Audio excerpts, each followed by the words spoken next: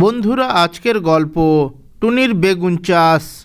এক জঙ্গলে টুনি ও তার ছোট্ট মেয়ে মুনি বাস করত। টুনা মারা যাওয়ার পর থেকে টুনি তার ক্ষেতের বেগুন বিক্রি করে কোনো রকমে তাদের সংসার চালাতো। একদিন টুনি মুনিকে বলতে লাগলো, শোন মুনি, তুই বাসায় একা থাকিস কেমন?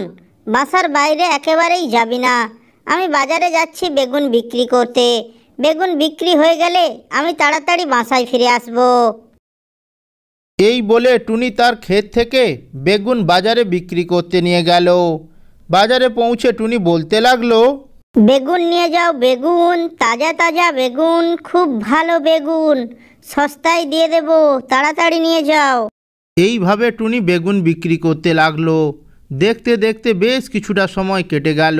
এদিকে সন্ধে ঘনিয়ে এলো। টুনির সব বেগুন বিক্রি হয়ে গেছিল, শুধুমাত্র একটা বেগুন থেকে গেল।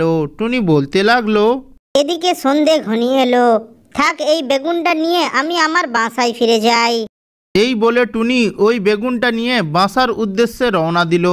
বেগুন নিয়ে বাসায় ফেরার সময় রাস্তায় কাকলি টুনির ওই বেগুনটিকে দেখতে পায়।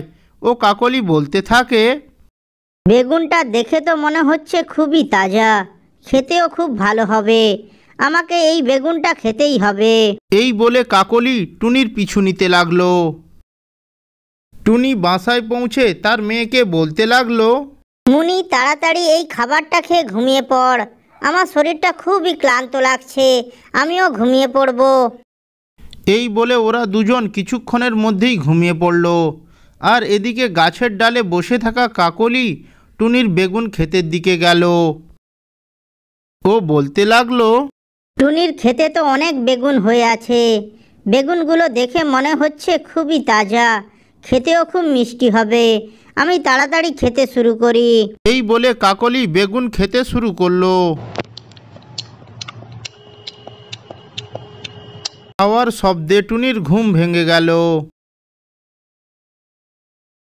টুনি দেখলো কাকলি ওর গাছ থেকে বেগুন পেড়ে খাচ্ছে।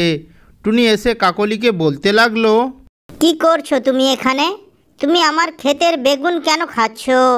আসলে টুনি, আমার না বেগুন খেতে খুবই ইচ্ছে করছিল।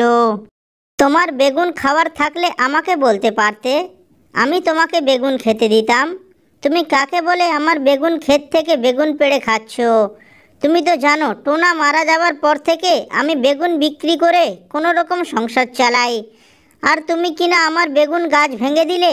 আমার এত বড় ক্ষতি কেন করলে তুমি? আজ তোমাকে আমি এমন শাস্তি দেব যে তুমি কোনোদিন কারো ক্ষতি করার সাহস পাবে না। এরপর টুনি কাকলিকে খুব মারতে লাগলো। ছেড়ে দে, ছেড়ে দে, আর এই ভুল আমি করব না। ছেড়ে দে টুনি, আমাকে আর মারিস না। ঠিক আছে, তোমাকে আজকে আমি ছেড়ে দিচ্ছি। তুমি কথা দাও ভবিষ্যতে কারো কোনো ক্ষতি করবে না। হ্যাঁ হ্যাঁ, আমি কথা দিচ্ছি, আমি আর কোনো দিন কারো কোনো ক্ষতি করব না। তুই আমাকে যেতে দে। এরপর কাকলি ওখান থেকে পালিয়ে যায়। এরপর টুনি আবারও বেগুন বীজ রোপণ করে। ও কিছুদিনের মধ্যে গাছে আবারও বেগুন ধরতে শুরু করে। ও টুনি বেগুন বিক্রি করে ওই জঙ্গলে তার মেয়েকে নিয়ে সুখে শান্তিতে বসবাস করতে থাকে।